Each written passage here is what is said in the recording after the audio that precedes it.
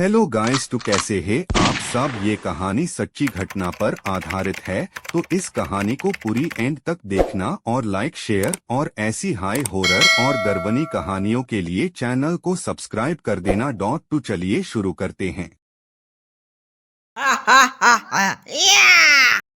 आज जो मैं आपको किस्सा सुनाने जा रहा हूँ वो मेरे दादाजी के साथ हुआ था। दिसंबर के कड़ी ठंड का समय था, घना कोहरा छाया था। दादाजी शहर में क्लर्क थे। उस दिन सारे लोग जल्दी कार्यालय का सारा काम खत्म करके घर की तरफ निकल रहे थे। दादाजी उस समय के बड़े अधिकारियों में से एक थे। रोज की तरह ही उस दिन काम खत्म होने के बाद घर के लिए अपनी गाड़ी से रवाना होने लगे। रास्ते में उन्हें हाट से कुछ सामान भी लेना था, तो वे अपने साथियों से अलग हो गए। उन्होंने घर की कुछ जरूरत के सामान लिए और गाड़ी आगे बढ़ा दी। आगे जाने पर उन्हें कुछ मछली बाजार दिखा और वे मछली खरीदने के लिए रुक गए। ताज़ी मछलियां लेने और देखने में टाइम ज्यादा ही गुजर गया। उनकी जब अपनी घड़ी पर नजर गई तो उन्हें आभास हुआ कि आज तो घर जाने में बहुत देर हो जाएगी और ये सब लेकर घर पहुंचने में काफी समय लग जाएगा। फिर यही सब सोचकर उन्होंने सोचा कि क्यों ना जंगल के रास्ते से निकला जाए, तो जल्दी पहुंच जाऊंगा। तो उन्होंने अपना रास्ता बदला और जंगल की तरफ अपनी गाड़ी को घुमा लिया। रात के 10 बज चुके थे। गाड़ी तेज रफ्तार से आगे बढ़ रही थी, तभी अचानक तेज ब्रेक के साथ गाड़ी को रोकना पड़ा। उनकी गाड़ी के आगे एक औरत जोर जोर से रो रही थी। उन्होंने सोचा इस वीराने में ये औरत क्या कर रही है। उन्हें लगा कि कोई मजदूर की पत्नी होगी जो नाराज होकर घर छोड़कर जंगल में भाग आई है।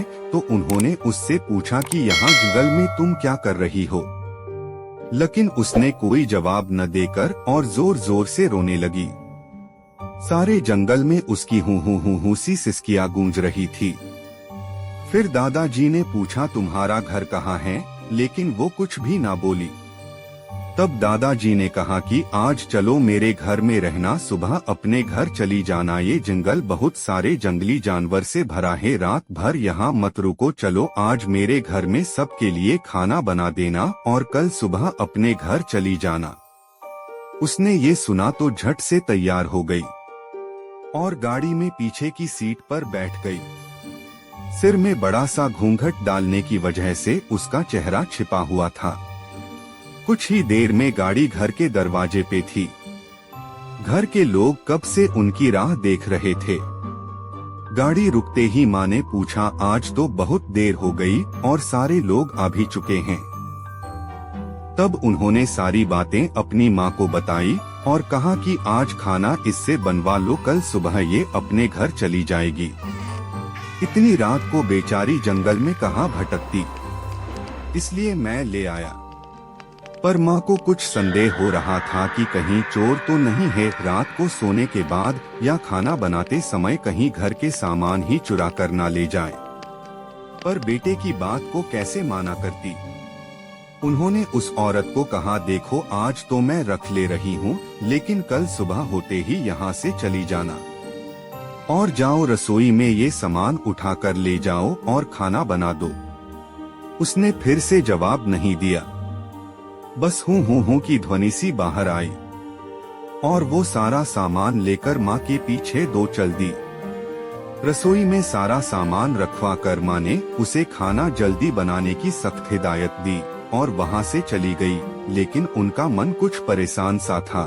फिर 5 मिनट में रसोई में उसे देखने चली गई कि वो क्या कर रही है और उसका चेहरा भी देखना चाहती थी। लेकिन वहाँ पहुँची तो देखा कि वो मछलियों का थैला निकल रही थी।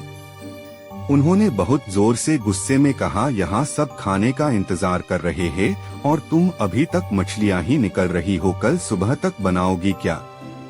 उसके सिर पर घूंघट अभी भी था तो चेहरा देखना मुश्किल था। उन्होंने उससे कहा तुम जल्दी से खाने की तैयारी करो, मैं आग सुलगा देती हूँ, काम जल्दी हो जाएगा। और वे जल्दी से चूल्हा जलाने की तैयारियां करने लगी, लेकिन साथ ही वो उसका चेहरा देखने की भी कोशिश कर रही थी। लेकिन वो जितना देखने की कोशिश करती वो और पल्लू खींच लेती।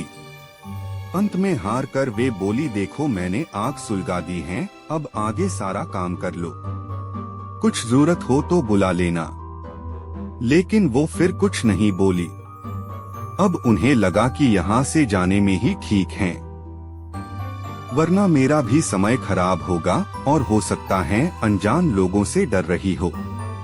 ये सब सोचकर उन्होंने उसे कहा कि मैं आ रही हूँ, जल्दी से खाना बनाकर रखना, और वहाँ से निकल गई। मन अभी तक परेशान नहीं था। कभी अपने कमरे, कभी बच्चों के, कभी बाहर, सबको देख रही थी, कहीं कुछ अनहोनी ना हो जाए। 1 मिनट भी आराम से नहीं बैठ पाई।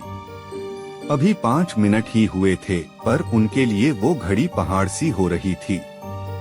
समय बीत ही नहीं रहा था। 8 मिनट बड़ी मुश्किल से गुजरे और वे तुरंत ही कुछ सोचकर रसोई की तरफ दौड़ी। और वहां पहुंचकर जैसे ही उन्होंने रसोई घर का नजारा देखा, उनकी आंखें फटी की फटी रह गई। उनके पैर बिल्कुल ही जम गए, ना उनसे आगे जाया जा रहा था ना ही पीछे। उनके हृदय की धड़कनें रुक रही थी। वो औरत रसोरे में बैठकर सारी कच्ची मछलियां खा रही थी। सारे रसोरे में मछलियां और खून बिखरा पड़ा था। उसके सिर से घूंघट भी उतरा पड़ा था। इतना खौफनाक चेहरा आज तक उन्होंने नहीं देखा था। बाल, नाखून सब बढ़े हुए थे। मछलियां खाने में मगन होने की वजह से उसे कुछ ध्यान भी नहीं था, और खुशी से कभी दो वो आवाजें भी निकल रही थी, हूं सी आवाजें गूंज रही थी। रसोरा पिछवाड़े में होने की वजह से और लोगों का ध्यान भी इधर नहीं आ रहा था। माँ को भी कुछ नहीं समझ आ रहा था कि चिल्लाने से कहीं घर के लोगों को नुकसान ना पहुँचाए। वो चुड़ैल से अपने घर को कैसे बचाए, उन्हें समझ नहीं आ रहा था। बस भगवान का नाम ही उनके दिमाग में आ रहा था। अचानक वे आगे बढ़ने लगी उसकी तरफ और झट से एक थाल लिया और चूल्हे की तरफ दौड़ी। उस चुड़ैल की नजर भी माँ पर पड़ चुकी थी, सो वो भी कुछ सोचकर उठी अपनी जगह से। माँ कुछ भी देर नहीं करना चाहती थी। उन्हें पता था कि आज अगर जरा सी भी लापरवाही हुई तो अनहोनी हो जाएगी। उस चुड़ैल के कुछ करने से पहले ही उन्हें चूल्हे तक पहुँचना था, और चूल्हे के पास पहुंचकर उन्होंने जलता हुआ कोयला थाल में भर लिया और चुड़ैल की तरफ लेकर जोर से फेंका। आग की जलन की वजह से वो अजीब सी डरावनी आवाजें निकालने लगी। अब तो उसकी आवाजें बाहर भी जा रही थी। सारे लोग बाहर से रसोरे की तरफ भागे। वो चुड़ैल जोर से हूं की आवाज आए निकाल रही थी और पूरे रसोरे में दौड़ रही थी और माँ को पकड़ना भी चाह रही थी। लेकिन अब सारे लग रसोरे में आ चुके थे, तो लोगों की भीड़ देखकर वो और भी डर गई थी।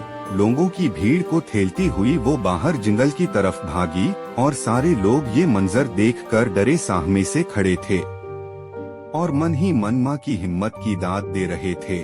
तो ऐसे छूटा चुड़ैल से पीछा।